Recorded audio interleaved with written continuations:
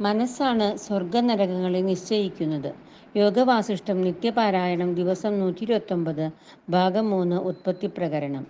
മനോമാത്രം ജഗത്കൃഷ്ണം മനഃപര്യന്തമണ്ഡലം മനോവ്യോമ മനോഭൂമിർ മനോവായുർ മനോമഹാൻ. വസിഷ്ഠൻ തുടർന്നു. ആദിയിൽ പരമപുരുഷനിൽ അനന്താവബോധത്തിൽ ഒരു വിഭജനം ഉണ്ടായി. എങ്ങനെയെന്നാൽ അനന്തത കാഴ്ചവസ്തുവും കാഴ്ചക്കാരനുമായി.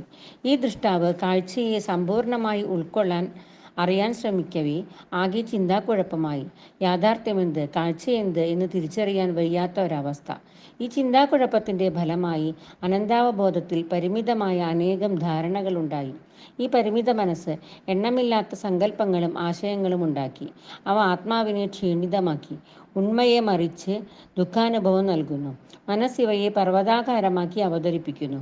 ഈ ആശയങ്ങളും അനുഭവങ്ങളും മനസ്സിൽ മുദ്രിതമായി വാസനകളാകുന്നു. ഇവയിൽ മിക്കതും പ്രകടമാവാതെ ലീനമായാണ് നിലകൊള്ളുന്നത്. മനസ്സവയെ ഉപേക്ഷിക്കുമ്പോൾ സൂര്യോദയത്തിൽ മൂടൽമഞ്ഞെന്ന പോലെ മൂടുപടം നീങ്ങി സത്യം തെളിയുന്നു. അതോടെ ദുഃഖത്തിന് അവസാനവുമായി. അതുവരെ കുട്ടികൾ തുമ്പികളെ കളിപ്പിക്കും പോലെ മനസ്സ് കളിയായി ലീലയാടുകയാണ്. മലിനമായ മനസ്സ് വെറുമൊരു വിളക്കുകാലിൽ ഭൂതത്തെ കാണുന്നു. അത് ബന്ധങ്ങളെ നശിപ്പിക്കുന്നു. സുഹൃത്തുക്കൾക്കിടയിൽ പോലും സംശയത്തിൻ്റെ കരിനിഴൽ വീഴ്ത്തി അവരെ ശത്രുക്കളാക്കുന്നു. മദ്യപിച്ച് ലക്കുകെട്ടവൻ ലോകം മുഴുവൻ അവനു ചുറ്റും കറങ്ങുന്നതായി കാണുന്നത് പോലെയത്രേ ഇത്.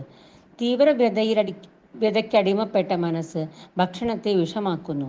രോഗത്തിനും മരണത്തിനും അത് കാരണമാകുന്നു. വാസനാമാലിന്യം നിറഞ്ഞ മനസ്സാണ് ഭ്രമകൽപ്പനകൾക്കും ഭയത്തിനും മോഹവിഭ്രാന്തികൾക്കും കാരണം. ഇതിനെയെല്ലാം വേരോടെ കളയാൻ ഒരുവൻ പരിശ്രമിക്കേണ്ടതുണ്ട്. മനസ്സല്ലാതെ മനുഷ്യൻ പിന്നെ മറ്റെന്താണ്? ശരീരം ജഡമാണ്. അതിന് സ്വന്തമായി ചൈതന്യമില്ല. മനസ്സ് ജഡമാണെന്ന് പറയുക വയ്യ. അത് ചൈതന്യവത്താണെന്നും ഉറപ്പില്ല. മനസ്സിൻ്റെ ചെയ്തികളാണ് കർമ്മങ്ങളായി പ്രകടമാവുന്നത്. മനസ്സുകൊണ്ട് ഉപേക്ഷിക്കുന്നതാണ് സന്യാസം. മനസ്സാണ് ഈ ലോകമഖിലം. മനസ്സാണ് അന്തരീക്ഷം. മനസ്സാണ് ആകാശം. മനസ്സാണ് ഭൂമി. മനസ്സാണ് വായു. മനസ്സ് അതിമഹത്താണ്. മനസ്സിന് ജഡത്വം ബാധിച്ചവനത്രേ മൂഢൻ. എന്നാൽ മരണത്തിൽ ശരീരത്തിലെ പ്രജ്ഞ നഷ്ടപ്പെടുമ്പോൾ ശവത്തെ ആരും വിഡ്ഢി എന്ന് വിളിക്കുകയില്ല. മനസ്സ് കാണുന്നു. കണ്ണുകൾ അങ്ങനെയുണ്ടായി.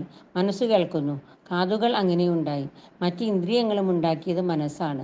ഏത് മധുരമെന്നും ഏത് കയ്പെന്നും നിശ്ചയിക്കുന്നത് മനസ്സാണ്.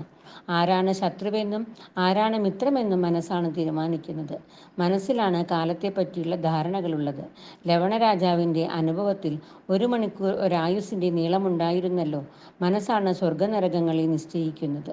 അതുകൊണ്ട് മനസ്സിനെ ജയിച്ചാൽ ഇന്ദ്രിയങ്ങളടക്കം എല്ലാത്തിനെയും ജയിച്ചു.